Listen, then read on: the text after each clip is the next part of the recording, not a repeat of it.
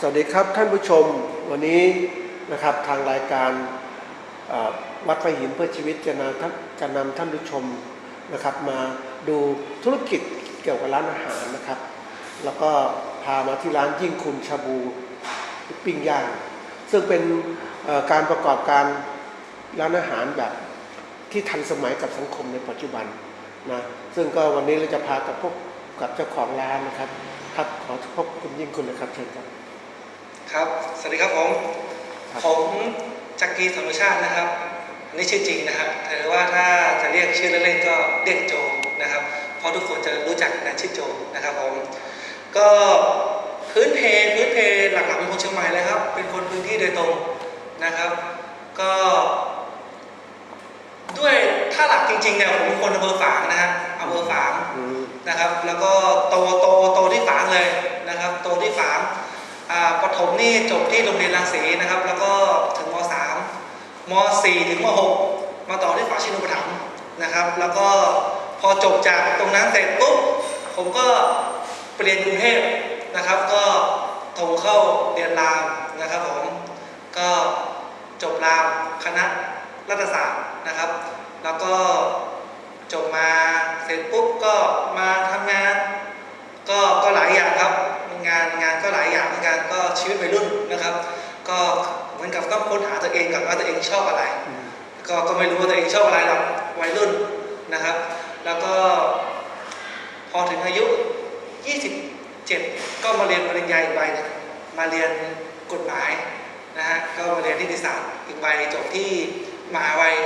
ราชภัฏเชียงใหม่นะครับก็เกริ่นประวัติก็จะประมาณนั้นแหละครับงานก็ผ่านมาหลายอย่างอย่างที่บอกนะครับก็เหมือนกับเราค้นหาตัวเองอยู่ว่าจริงๆเราชอบอะไรนะครับหลายอย่างก็ทุกอย่างละขายประกันทำงานบริษัททำงานมาร์เก็ตติ้งนะฮะก็หลายอย่างแล้วก็อะไรครับเยอะแล้วก็มาค้นพบว่าตัวเองจริงๆตัวเองชอบงานประมาณนี้ชอบงานบริการอย่างเงี้ยครับผมครับแล้วมาทำร้านอาหารครับทำไมถึงมาทำแบบนี้ครับชาบูปิ้งย่างเนี่ยคือมันต้องเกริ่นก่อนคือมันต้องเกริ่นไปประมาณสัก3 หรือ 4 ปีที่ก่อน 3-4 ปีก่อนผมได้มีโอกาสได้ทำงาน CP นะครับผมเป็นผู้จัดการบริษัท CP สาขาเชียงใหม่นะครับแล้วก็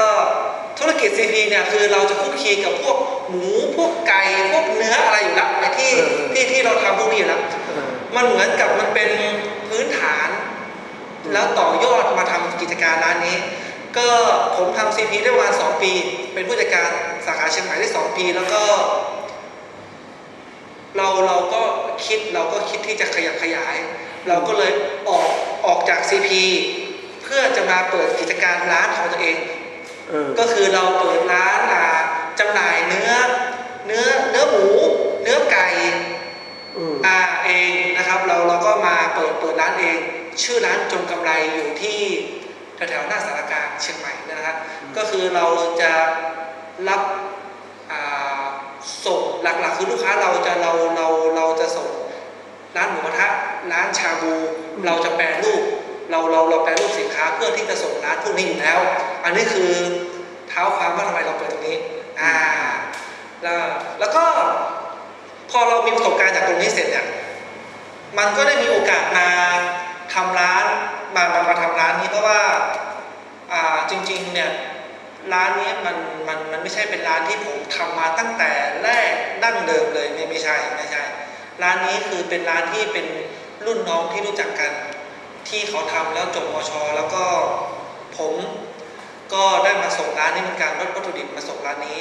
แล้วก็ด้วยเหตุปัจจัยบางประการที่รุ่นน้องที่รู้จักกันที่เป็นเจ้าของร้านเนี่ยเขาไม่สามารถที่จะบริหารงานต่อได้ผมก็เลยปรึกษากับน้องเขาว่าเพราะว่าน้องเขาต้องทำงานกรุงเทพหลักๆคือต้องไปทำงานที่กรุงเทพแล้วไม่มีใครบริหารงานเราก็มานั่งคุยกันนะถ้าเราไม่บริหารงานเนี่ยเดี๋ยวพี่จะมาลองดูได้ไหมว่าพี่จะทำได้หรือเปล่า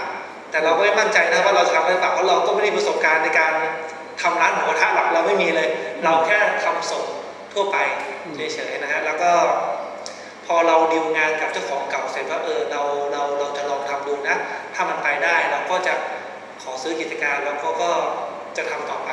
อันนั้นนะก็คือที่มาที่ไปว่าทำไมเราถึงอยู่มาทำร้านนี้ครับตอนนี้ทำได้กี่ปีแล้วเนี่ยเริ่มต้นจากวันนั้นผมมาดำเนินการได้1 ปีกับประมาณถ้าตีก็ค่าได้กลมๆก็ได้ประมาณปีครึ่งครับปีครึ่งได้ปีครึ่งครับแล้วการบริหารงานพวกเราทำยังไงที่ให้มันอยู่ได้โหถ้าเรื่องการบริหารงานนี่คุยกันยาวเลยเพราะว่าเหมือนกับผมเกริ่นตั้งแต่แรกแล้วว่าจริงๆแล้วเนี่ยเราไม่มีประสบการณ์ในการทำร้านหมูกระทะไม่มีประสบการณ์ในการทำชาบูเลยเราไม่มีประสบการณ์เรามีประสบการณ์แค่ว่าเราขายส่งอย่างเดียวเราส่งให้ลูกค้าอย่างเดียวเลยเราไม่มีประสบการณ์เราก็ลองผิดลองถูกมาประมาณ3 เดือนถึง 5 เดือนนะครับ3 เดือนถึง 5 เดือนให้เราลองผิดลองถูกเพิ่มเติมอันนู้นลดตรงนี้ดูความต้องการของลูกค้าว่าต้องการอะไรอย่างเงี้ยครับก็เหมือนกับที่สุภาษิตคนที่เขาเคยทำธุรกิจอะไรคนเฒ่าคนแก่ชอบบอกว่าการทำธุรกิจอะไรต้องรอประมาณ3 เดือน 6 เดือนถึงจะรู้อันนั้นแหละเราถึงรู้ว่ามันคือความจริงไหม3 เดือน 6 เดือนถึงจะรู้ว่ามันจะได้ไหมแต่ก็ไม่ใช่ว่าธุรกิจจะอยู่ได้นะครับมันต่างกันนะมันต้องแยกเป็น2 ประเด็นธุรกิจจะไปได้ไหมกับธุรกิจจะอยู่ได้ไหมเนี่ยถ้าไปได้ไหมเนี่ย3 เดือน 6 เดือนรู้เรื่องแต่ธุรกิจจะอยู่ได้ไหมเนี่ยผมว่า2 ปี2 หรือ 3 ปีรู้เรื่องใช่ครับก็เหนื่อยครับเหนื่อยมากเพราะเราก็ปรับเปลี่ยนถ้าคนที่มาร้านเราแรกๆเรารู้เลยว่าร้านเราแรกๆก็ไม่ใช่อย่างนี้100%เราก็ปรับเปลี่ยนเป็นไปตามความต้องการของลูกค้าเป็นหลักเลยครับเราดูลูกค้าใช่ไหมใช่ครับเราดูลูกค้าเป็นหลักเลยครับเพราะว่าเหมือนกับที่ผมบอกว่าเราก็แค่เป็นผู้บริโภคมาก่อนเราไม่เคยทำตรงนี้เลยใช่ครับเราขายส่งอย่างเดียวเราไม่เคยมาบริการลูกค้าแบบตรงๆเราไม่เคยใช่ครับเราไม่เคยแล้วเวลาลูกค้ามาทานอาหารจากเราก็คุยเขาไปคุยว่าต้องการอะไรเพิ่มเติมอะไรพวกนี้ใช่ครับอันนี้คือหลักๆด้วยพื้นฐานตัวผมเองด้วยมั้งครับด้วยพื้นฐานตัวผมเองผมเป็นคนที่ชอบปะทะกับลูกค้าผมเป็นคนที่ชอบคุยผมเป็นคนที่ปฏิสัมพันธ์กับลูกค้าที่ค่อนข้างจะด้วยพื้นฐานของเราด้วยพื้นฐานเราชอบคุยลูกค้าเราชอบเทคแคร์ลูกค้าเราชอบที่จะรู้ว่าปัญหาของร้านเรามีอะไรบ้างลูกค้าคือสิ่งสำคัญที่สุดของร้านค้าคืองานบริการเนี่ยลูกค้าต้องมาเป็นอันดับ 1เลยบริการต้องมาเป็นอันดับ 1เลยแล้วก็จะดูความต้องการของลูกค้าต้องการอะไรแล้วเราก็ค่อยๆปรับค่อยๆจูนค่อยๆอะไรเพื่อให้เป็นความต้องการลูกค้ามากที่สุดครับทีนี้บางร้านเนี่ยเวลาเขาเปิดค้าขายทุกของไม่ได้เขาสนใจทำกำไรมากๆแต่ร้านเราทำไมไม่ขายแพงๆเหมือนคนอื่นเขาคำถามเนี่ยมันเป็นคำถามที่ทุกคนหลายคนถามผมนะถามผมนะว่าทำไมขายราคานี้จะอยู่ได้ไหมราคานี้จะเอากำไรที่ไหนมาช่วงแรกเครียดนะครับช่วงแรกเครียดถ้าถามว่าช่วงแรกจากใจเลยนะครับ3 เดือนแรกเราขาดทุนนะเราขาดทุนเราขอเกิดไปทีนึงร้านนี้มันมี3 หุ้นส่วนนะครับร้านนี้มีอยู่3 หุ้นส่วนผมคือ1ในหุ้นส่วนอีก2 คนจะเป็นเพื่อนที่สนิทกันแต่เขาอยู่กรุงเทพไม่ได้อยู่ที่เชียงใหม่แต่เป็นเพื่อนที่เคยเรียนด้วยกันเคยซื้อใจกันมาก็โดยร่วมหุ้นกันมา3 เดือนแรกนี่หุ้นส่วนก็เครียดผมก็เครียดเพราะว่าช่วงแรกลูกค้าก็ไม่เยอะเพราะว่าเหมือนกับเราต้องมาหาฐานลูกค้าใหม่หมดเลยเราต้องมาหาฐานลูกค้าใหม่หมดเลยแต่สโลแกนที่เราคุยกับเพื่อนกับหุ้นส่วนเราเลยเนี่ยคือสโลแกนเราต้องมีสโลแกนเราต้องมีจุดมุ่งหวังเราต้องมีลูกค้าเราต้องกำหนดว่าลูกค้าเฉพาะของเราคืออะไรคือลูกค้าหลักของเราคือใครเราต้องหาตัวนี้ได้ก่อนแล้วเพราะว่าเราจะได้ตีโจทย์ถูกว่าเราจะตีโจทย์กลุ่มไหนถูกเราก็เลยหลักๆของเราเนี่ยลูกค้าจะเป็นนักศึกษานักศึกษาต้องการอะไรนักศึกษาต้องการของที่เหมือนกับเราเคยไปได้ศึกษาครับเราต้องการกินอะไรที่มันอิ่มได้เยอะ อิ่มหนึ่งละสองต้องได้เยอะสามสิ่งที่ขาดไม่ได้เลยคือคุณภาพเพราะว่าการค้าขายสมัยนี้กับการค้าขายสมัยก่อนมันจะต่างตรงที่หนึ่งเลยเทคโนโลยีสมัยก่อนนะไม่มี Facebook สมัยก่อนไม่มีไลน์สมัยนี้ถ้าคุณทำพลาดนิดนึงกระแสมันเร็วมากคุณทำพลาดกระแสเร็วมากคุณทำผิดวันนี้พวกนี้รู้เรื่องทั้งมช.รู้เรื่องทั้งเชียงใหม่อันนี้คือสิ่งที่เราต้องคุมคุณภาพแล้วก็ต้องทำอะไรก็ได้นี่คือต้องทำให้ดีที่สุดอย่าให้ใครมาว่าเราได้เราใช้ของดีจริงครับเราใช้วัตถุดิบดีเพราะว่าคนกินสมัยนี้เราต้องยอมรับนะครับว่าฉลาดมากเขารู้เขาว่าอะไรดีหรือไม่ดีครับแล้วเราจะไปทำกำไรตรงไหนไปหาบริหารในตรงทำไงให้มันได้กำไรดีคือต้นทุนต้องถูกวันนี้ราคาขายถูกกำหนดว่าเท่านี้แต่ว่าวัตถุดิบต่างๆหายังไงมันครับเนี่ยก็ราคาร้านเราคือร้าน189 บาทนะครับ189 บาทนี่คือรวมหมดเลยนะรวมหมูสไลด์รวมเนื้อสไลด์รวมน้ำรวมน้ำแข็งเต็มที่เลยคือราคานี้คือไม่คิดอะไรเพิ่มครับคือเต็มที่เลยนะครับก็กำไรมาไหนก็คือเราต้องบริหารต้นทุนก่อนเราต้องบริหารต้นทุนวัตถุดิบสินค้านะครับสองเราต้องเราต้องคุมต้นทุนการบริหารการจัดการภายในร้านต้นทุน2ตัวนี้จะเป็นต้นทุนหลักที่สุดของร้านนะครับต้นทุนวัตถุดิบสินค้าเนี่ยเราต้องเกริ่นก่อนว่าก่อนที่ผมจะมาทำร้านเนี่ยผมทำค้าส่งอยู่แล้วเราจะคุมตรงนี้อยู่เราค่อนข้างจะคุมอยู่เพราะว่าเราซื้อของทีเนี่ยเราจะต่างจากร้านหมูกระทะหรือร้านชาบูทั่วไปตรงที่ว่าร้านทั่วไปเนี่ยเขาจะซื้อปริมาณให้มันพอวันต่อวันหรือว่าจะถ้าเป็นช่วงเทศกาลก็จะตุนของไว้2 วัน 3 วัน 4 วันแต่ร้านเราขายส่งนะฮะเราขายส่งเราจะได้วัตถุดิบที่ถูกกว่าร้านชาบูและร้านหมูกระทะทั่วไปอยู่ประมาณ 20% ถึง 30% ก็แล้วแต่ตัวอีกทีหนึ่งไอตัวนี้ที่เราได้เปรียบร้านหมูกระทะกับร้านชาบูทั่วไปเลยเพราะเราทำส่งอยู่แล้วเราทำส่งอยู่แล้วเรามีห้องเย็นของตัวเองแล้วเราซื้อของทีเนี่ยเพราะลูกค้าเราเยอะนะฮะลูกค้าเรามีทั่วเชียงใหม่เราซื้อของทีเนี่ยเราซื้อของเป็นตันมากซื้อของทีละครึ่งตันมากเราเลยทำราคาได้เราทำราคาได้ถ้ายกตัวอย่างให้เห็นภาพก็คือสมมติว่าถ้าเป็นพวกสันคอหมูอย่างเงี้ยแล้วเกิดอีกรอบนึงนะโทษนะครับหมูร้านเราจะใช้หมูของเบทาโกนะครับหมูร้านเราจะมีคุณภาพแน่นอนนะครับทุกสิ่งทุกอย่างจะมีที่มาหมดเราทุกสิ่งทุกอย่างจะมีที่มาและที่ไปหมดเพราะอะไรเพราะว่าเรารักลูกค้าเนี่ยครับ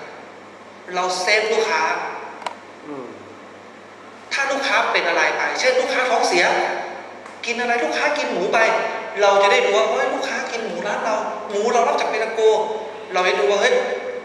เบทาโกมีอะไรหรือเปล่าเนื้อเราก็รับจากแมคโครนะครับแล้วก็รับจากต้นทางโดยตรงนะครับเนื้อเราใช้เนื้อโคขุนนะฮะเราใช้เนื้อโคขุนนะครับก็นั่นแหละครับก็คือระบบการจัดการที่ทำให้ต้นทุนถูกเพราะว่าผมขายส่งเราทำส่งอยู่แล้วเราเลยทำได้ราคาค่อนข้างยังทำร้านส่งอยู่ครับส่งอยู่ใช่ก็มาใช้ได้ดีแล้วเรื่องของแรงงานล่ะรู้สึกว่าแรงงานเราบริหารยังไงบ้างแรงงานบริหารคนเป็นอะไรที่บริหารยากสุดคนเป็นอะไรที่บริหารยากสุดไม่ได้เหมือนคอมพิวเตอร์ไม่ได้เหมือนอะไรที่มันได้เหมือนเครื่องจักรนะครับเครื่องจักรคือเรากดให้เดินหน้าเรากดให้เดินถอยหลังมันถอยหลังเรากดให้มันทำงานตลอด4 โมงมันก็ทำงาน24 โมงแต่บริหารคนนะฮะเหมือนที่บอกก็คือแล้วแต่อารมณ์มันแต่สิ่งสำคัญคือการบริหารคนเราต้องซื้อใจลูกน้องเราต้องซื้อใจลูกน้องก่อนเลยครับก็คือถ้าลูกน้องร้อนเราต้องร้อนตามลูกน้องหนาวเราต้องรู้ลูกน้องหนาวลูกน้องหิวเราต้องหิวตามลูกน้องไม่ใช่เจ้านายอิ่มลูกน้องหิวไม่มีมันเป็นการบริหารงานได้ผิดก็คือเราต้องเอาใจใส่ลูกน้องเราต้องเอาใจใส่พนักงานเพราะว่าผมก็เคยเป็นลูกน้องมาก่อนผมก็เริ่มต้นจากพนักงานทั่วไปจนมาเป็นเจ้าของกิจการเรารู้ว่า เขาต้องการอะไรเขาชอบอะไร แต่เราก็ไม่ใช่ว่าจะรู้100%ร้อยทุกอย่างไม่ใช่แต่เราก็พยายามเอาใจเขามาใส่ใจเราผมว่าคติเนี่ยมันใช้ได้ธุรกิจนะเอาใจเขามาใส่ใจเราเนี่ยเพราะว่าทุกอย่างเราอยากได้สิ่งที่ดีสุดพนักงานเราก็อยากได้สิ่งที่ดีสุดนะก็คือรักลูกน้องก็เหมือนกับรักคนในครอบครัวครับ ครับอันนี้ถือว่าบริหารต้นทุนดีมากนะทีนี้มาถึงว่าการประชาสัมพันธ์ร้านของเราอย่างไรให้คนเข้ามาบ่อยๆหรือว่ามีเครือข่ายอย่างไรบ้างว่าประชาสัมพันธ์ร้านเนี่ย ร้านหมูกระทะกับร้านชาบูเนี่ยถ้าเราเกิดแล้วเนี่ยเอาแค่ระแวกมชเราต้องพูดถึงเชียงใหม่เยอะมากนะฮะเยอะมากหลังมชนี่มีประมาณเกือบอยู่7-8 ล้านหน้ามชไม่ต้องนับโอ้โหมีเป็น10คือการทำธุรกิจเนี่ยครับคือตัวเราเนี่ยคือไม่ใช่ตัวเราคือเราต้องวางแผนก่อนทุกสิ่งทุกอย่างจะต้องขึ้นอยู่การวางแผนคือวันแรกครั้งแรกที่เราจะมาตั้งใจว่าเราจะมาทำชาบูกับปิ้งย่างเราต้องหาจุดเด่นของร้านเราก่อนเราต้องหาจุดเด่นก่อนว่าจุดเด่นร้านเราจะเป็นอะไรถ้าเราทำตามเขามันมีอยู่2 กรณีถ้าคุณไม่ตามเขาคุณก็เหมือนเขาไม่งั้นคุณก็จะล้มก่อนเขาเพราะเขามาก่อนเราต้องหาจุดเด่นของเราให้ได้เราต้องหาสโลแกนเราต้องหาจุดแข็งของเราเลยว่าเราจะทำอะไรจุดแข็งของเราทำอะไรคือถ้าคุณไปร้านอื่นคุณจะไม่ได้แบบร้านผมถ้าคุณมาร้านผมคุณไปร้านอื่นคุณก็จะไม่ได้เหมือนกันเราต้องหาจุดเด่นไอ้จุดเด่นตรงเนี้ยเดี๋ยวเราก็จะเปิดคร่าวๆแต่ถ้าลูกค้าอยากจะมาลองมาดูที่ร้านเราว่าเราจุดเด่นของเราคืออะไรนะเดี๋ยวเราเกิดแล้วกันว่าจุดเด่นของเราคืออะไรบ้างลูกค้าจะได้สนใจเพื่อจะมาร้านเรานะทีนี้เวลาประชาสัมพันธ์นอกจากทำจุดเด่นแล้วเนี่ยเรามีการโฆษณาไหมพาบอกคนนู้นนี่มาที่ร้านเราโอ้ช่วงแรกที่ผมทำนี่ผมอัดโฆษณาเยอะมากนะลูกค้าหลักของเราคือมช.มากแต่เหมือนที่ผมเคยเกิดตั้งแต่ต้นนะลูกค้าหลักเราคือมช.เราก็จะโฆษณาสื่อของมช.เยอะมากเลยสื่อของมช.เช่นทีมมช.นะครับเราจะโฆษณาเพจของสภามช.เราโฆษณาของสโมสรมช.เราจะจ้าง Facebook ทั่วไปที่จะโฆษณาละแวกนี้อย่างเงี้ยครับเราโฆษณาเยอะมากเราให้สปอนเซอร์ค่อนข้างจะทุกที่ทุกสปอนเซอร์ที่มาขอเราที่เกี่ยวกับมช.เพราะเราต้องการให้ลูกค้ารู้จักร้านเรามากสุดครับเวลาลูกค้ามาที่นี่แล้วติดอกติดใจเรามีการบริหารลูกค้าอย่างไรบ้างให้เขามาบ่อยๆอย่างไรเหมือนกับที่ผมบอกครับคือสิ่งแรกคือบริการเลยคือบริการต้องมาเป็นอันดับหนึ่งอันนี้คือหนึ่งในสิ่งที่เป็นจุดเด่นของร้านเราผมจะเน้นกับพนักงานว่าคือบริการคุณต้องอันดับหนึ่งนะบริการคุณต้องเต็มที่นะถ้าคุณบริการไม่ดีนะลูกค้าเนี่ยเขาอาจจะไปวันไหนก็ได้คุณกินเงินเดือนเรารับเงินจากลูกค้าทุกสิ่งทุกอย่างจะกลายเป็นลูกโซ่ทันทีใช่คือบริการต้องมาเป็นอันดับหนึ่งนะครับอันนี้คือสโลแกนของเราเลยคือ1บริการ2คือความสะอาด3คือการเอาใจใส่ทุกๆอย่างเอาใจใส่ทุกๆอย่างก็คือการเต็มที่ก็คือเอาเต็มเราเต็มที่ลูกค้าเต็มที่เลยครับเรามีการทำFacebook เว็บไซต์ต่างๆไหมใช่ครับเรามี Facebook อยู่นะฮะร้านเราจะ Facebook เราชื่อยิ่งคุณนะครับยิ่งคุณชาบูแอนด์ปิ้งย่างนะครับก็เซิร์ชเข้ามาในนี้เลยเซิร์ชเข้ามาได้เลยครับยิ่งคุณชาบูปิ้งย่างแล้วก็จะขึ้นมาเลยครับจะขึ้น Facebook มาเลยเราจะมี Facebook ของร้านเรานะครับทำไมร้านเราต้องมี Wi-Fi บริการลูกค้าซึ่งมันก็ลงทุนพอสมควรนะเป็นเพราะอะไรที่มี Wi-Fi ด้วยเนี่ยผมว่า Wi-Fi สมัยนี้มันเป็นปัจจัยพื้นฐานนะครับมันเป็นปัจจัยมันเป็นปัจจัยพื้นฐานที่ทุกร้านต้องมีเพราะว่านักศึกษาเป็นลูกค้ากลุ่มหลักเรานะครับเป็นลูกค้ากลุ่มหลักเราก็อยากจะให้บริการลูกค้ามาเพื่อมี Wi-Fi เล่นเอาไว้เล่นไลน์เล่นเฟซเล่นอะไรพวกนี้มันเป็นอะไรที่แบบพื้นฐานแล้วก็เราก็เต็มใจที่จะให้ลูกค้าอยู่ ร้านคุณมีจุดเด่นถ้าที่ดูเนี่ยมันจุดเด่นหลายอย่างเรื่องอาหารเรื่องคุณภาพอาหารต่างๆบริการ ยังมีอะไรอื่นพิเศษที่แตกต่างจากร้านอื่นๆทั่วไป ของคุณมีน้ำจิ้มใช่ไหมอะไรใช่ครับร้านเราเนี่ยจะมีน้ำจิ้มอยู่5แบบนะครับน้ำจิ้มของเรามี5แบบก็จะมี1เลยจะมีซีฟู้ดนะครับอันนี้คือทั่วไป2จะมีน้ำจิ้มแจ่วนะครับ3จะเป็นน้ำจิ้มซุกี้นะครับ4เนี่ยจะเป็นทีเด็ดเลยก็คือน้ำจิ้มดั้งเดิมอันนี้คือสูตรของเราเลยนะครับ5อันนี้คือทีเด็ดกันก็คือน้ำจิ้มคอนสึไอ้น้ำจิ้มจริงๆอ่ะทุกอันอ่ะ5อันเนี่ยมันก็คือสูตรของเราหมดเลยครับมันก็คือสูตรทางร้านเราหมดเลยแต่น้ำจิ้มดั้งเดิมกับน้ำจิ้มคอนสึเนี่ยมันเป็นอะไรที่แบบเด่นจริงมันเด่นสุดของร้านเราแล้วก็น้ำซุปของเรามีอยู่3แบบนะครับน้ำซุปของเรามี3แบบจะมีน้ำซุปดั้งเดิมคือน้ำใสไอ้ตัวนี้ก็เด่นเหมือนกันแล้วก็น้ำซุปน้ำดำนี่ก็ต้องลองมาชิมดูถ้าเราบอกเราดีหมดทุกอย่างแต่อยากให้ลูกค้ามาลองดูเพราะว่าเราค่อนข้างจะวิถีพิถันในเรื่องน้ำซุปกับน้ำจิ้มมากเพราะว่าวัตถุดิบเนี่ยเราต้องเข้าใจถึงว่าวัตถุดิบเนี่ยมันจะไม่ต่างกันมากครับมันจะไม่ต่างกันมากมันจะอยู่ที่ว่าถ้าคนไหนที่จะ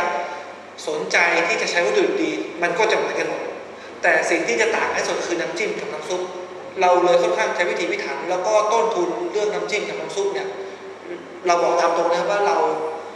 าลงทุนเรื่องน้ำจิ้มน้ำซุปเราเยอะมากเราลงทุนเยอะมากเราพัฒนาเองหรือจ้างนักวิจัยมาช่วยเราตรงนี้ค่อยๆหาครับค่อยๆหาค่อยๆปรับสูตรด้วยจริงๆเราจะมีสูตรที่เราหาในคือจะบอกเราจะหาสูตรอินเทอร์เน็ตก่อนอินเทอร์เน็ตเพราะเราก็ไม่มีพื้นฐานเหมือนผมไม่มีพื้นฐานในการทำร้านอาหารอยู่แล้วไงผมก็จะหาสูตรตั้งต้นจากอินเทอร์เน็ตก่อนว่าสูตรตัวนี้มันทำอะไรมันทำยังไงก่อนแล้วเราก็จะแต่เรายังไม่ให้ลูกค้านะครับเราก็จะมาปรับเราก็จะมาชิมเราก็จะให้ลูกค้าที่เป็นลูกค้าประจำเราเนี่ยชิมดูว่าเป็นไงบ้างรสชาติโอเคหรือยังหนักเบาตรงไหนไหมให้พนักงานเราชิมหนักเบาอะไรยังไงจนเรามั่นใจแล้วว่าโอเคน้ำจิ้มตัวเนี้ยน้ำซุปตัวเนี้ยไปได้เราถึงเอาออกมาให้ใช่ครับเราการวิจัยเรื่อยๆนะครับใช่เราปรับปรุงเพื่อให้ตรงความต้องการของลูกค้ามากที่สุดใช่ครับทีนี้มาถึงว่าเราเริ่มมีการขยายเป็นเครือข่ายเป็นอะไรที่แฟรนไชส์เป็นเริ่มทำไหมครับตอนนี้ตอนนี้เรามีสาขา2ครับเรามีสาขา2สาขา1เราอยู่ตรงประตูไผ่ล้อมนะครับถ้าจะมาก็จะเข้าตรงคันทองอยู่ตรงวัดซอยประธานพรนะครับผมครับอันนี้คือสาขา1ของเราเลยนะครับที่เราถ่ายทำเนี่ยคือสาขา1นะครับแล้วก็ตอนนี้เรามีอยู่สาขา2สาขา2อยู่หลังมอนะครับสาขา2อยู่หลังมออยู่ตรงข้ามกับอาคารจอดรถของวิจิตรศิลป์ตรงข้ามเลยนะตรงข้ามเลยนะครับผมหาไม่ยากสาขา2ตอนนี้ก็คือเราขายแฟรนไชส์เราขายแฟรนไชส์ให้คนที่สนใจนะครับแต่เราไม่ได้บริหารเองแต่เราขายแฟรนไชส์เราก็จะดูระบบการจัดการให้ทุกอย่างตั้งแต่เริ่มจนจบนะครับใช่ถ้าสนใจแฟรนไชส์หรือว่าอะไรเนี่ยเดี๋ยวค่อยมาคุยกันเพราะรายละเอียดตรงนี้มันค่อนข้างจะเยอะมากครับเริ่มทำเป็นแฟรนไชส์แล้วนี่มาถึงว่าจุดเด่นของเราแล้วนะครับเราก็มีพวกของอุปกรณ์ต่างๆในการปรุงอาหารเป็นมีทุกอย่างเหมือนทั่วไปไหมพวกอุปกรณ์ชามหม้อต่างๆเป็นสแตนเลสใช่ไหมเนี่ยครับก็ร้านเราเนี่ยมันจะแยกเป็น2โซนนะครับร้านเราจะแยกเป็น2โซนนะครับโซนที่ผมถ่ายทำตรงเนี้ยเป็นโซนห้องแอร์นะครับห้องแอร์เนี่ยเราจะได้หม้อชาบูนะครับเราจะได้หม้อชาบูอย่างเดียวแล้วเพราะว่าห้องแอร์มันย่างไม่ได้เพราะควันมันเยอะนะครับหม้อชาบูนะครับหม้อชาบูเราเนี่ยมันจะเป็นหม้อแฝงนะครับจะเป็นหม้อแฝงขึ้นนะครับมันจะเลือกได้2แบบมันจะเลือกได้2น้ำนะครับแต่เรามี3น้ำซุปให้ลูกค้าเลือกนะครับมันจะมีชาบูน้ำดำมีน้ำใสมีต้มยำลูกค้าเลือกได้2แบบนะครับร้านเราถ้ามาแล้วลูกค้าไม่ชอบน้ำซุปเราเปลี่ยนให้ได้โดยอัตโนมัติโดยไม่คิดค่าเปลี่ยนนะครับเพราะเราอยากจะให้ลูกค้าได้สิ่งที่ดีที่สุดไปนะครับถ้าเป็นโซนด้านหลังนะครับโซนด้านหลังเราต้องเดินทะลุไปนะครับถ้าคนไม่รู้เนี่ยจะรู้ว่าร้านผมเนี่ยจะมีเฉพาะโซนด้านหน้าแต่จริงๆไม่ใช่นะร้านผมจะมีโซนด้านหลังด้วยโซนด้านหลังจะใหญ่กว่าโซนด้านหน้านะครับโซนด้านหลังเนี่ยมันจะเป็นโอเพนแอร์นะครับโอเพนแอร์แต่ถ้ามาหน้าเนี้ยหน้าหนาวเนี่ยอากาศ าศดีนะครับก็คือเหมือนกันทั้งด้านเนื้อแอร์เลยถ้าเป็นด้านหลังเนี่ยจะมีอยู่สองเตาให้นะครับมันจะมีทั้งเตาชาบูนะครับแล้วก็เตาย่างให้ราคาเดียวกันนะครับเราไม่คิดอะไรเพิ่มนะครับราคา189เท่าเดิมเลยนะครับแต่เรามีกระทะย่างให้ถ้าชอบคือสโลแกนถ้าอยากสบายนั่งข้างหน้าถ้าชอบหลากหลายนั่งด้านหลังครับครับมีข้อคิดอะไรที่ฝากท่านผู้ชมไหมครับอยากจะฝากอะไรบ้างไหมก็ในการทำธุรกิจอันนี้มันยากก็ทำธุรกิจก็คงจะเอาธุรกิจที่ตัวเองถนัดดีกว่านะครับก็คือธุรกิจของการทำธุรกิจชาบูก็ได้หรือว่าเป็นปิ้งย่างก็ได้หรือว่าจะเอาไปปรับใช้กับธุรกิจตัวอื่นก็ได้นะครับสิ่งสำคัญเลยเราต้องหากลุ่มเป้าหมายของเราให้เจอว่ากลุ่มเป้าหมายของเราคือใครนะครับกลุ่มเป้าหมายของเราคือใครก่อนเลยอันดับหนึ่งเพราะเราจะได้ตีโจทย์ถูกนะครับว่ากลุ่มเป้าหมายของเราคืออะไร2เราต้องหาจุดเด่นทุกธุรกิจนะครับทุกธุรกิจมันต้องหาจุดเด่นของธุรกิจที่มันเป็นตัวของตัวเราที่เราไม่ใช่ไปลอกเลียนแบบคนอื่นเขาถ้าคนอื่นเขามาลอกเลียนแบบเราก็จะไม่เหมือนเราแต่ถ้าเหมือนมันก็จะไม่ใช่เหมือนที่เรา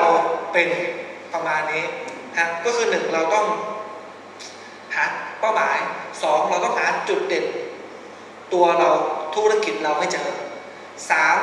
3การบริการทุกธุรกิจทุกเครือข่ายทุกอย่างงานบริการต้องมาเป็นอันดับหนึ่งบริการต้องอันดับหนึ่งผมเลยคุกคีกับลูกค้าเยอะเพราะว่าถ้าเราปะทะกับลูกค้าโดยตรงเราจะรู้ปัญหาเราจะรู้อะไรทุกอย่างถ้าเรานั่งอยู่ในเคาน์เตอร์เรานั่งเก็บเงินเรานั่งทำอะไรก็ช่างเราจะไม่รู้ปัญหาที่แท้จริงเลยมันจะเป็นปัญหาแค่คร่าวๆหรือเป็นปัญหาที่ลูกน้องบอกเราหรือเป็นปัญหาที่มันไม่100%ที่เราอยู่ได้จนถึงทุกวันนี้ที่เราก้าวมาจน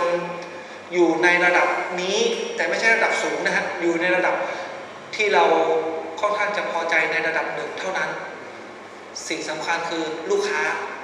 าไว้ใจเราแล้วก็ต้องขอบคุณลูกค้านะฮะที่ไว้ใจเราครับถ้ามีคนอยากจะมาร้านยิ่งคุณชาบูปิ้งย่างแนะนำครับอยู่ที่ไหนครับให้คนเข้าตามก็ง่ายเลย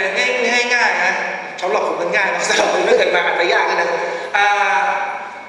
จริงๆร้านเราอยู่เส้นคันคลองนะครับคลองชลประทานนะครับมันจะมาได้หลายเส้นมากถ้า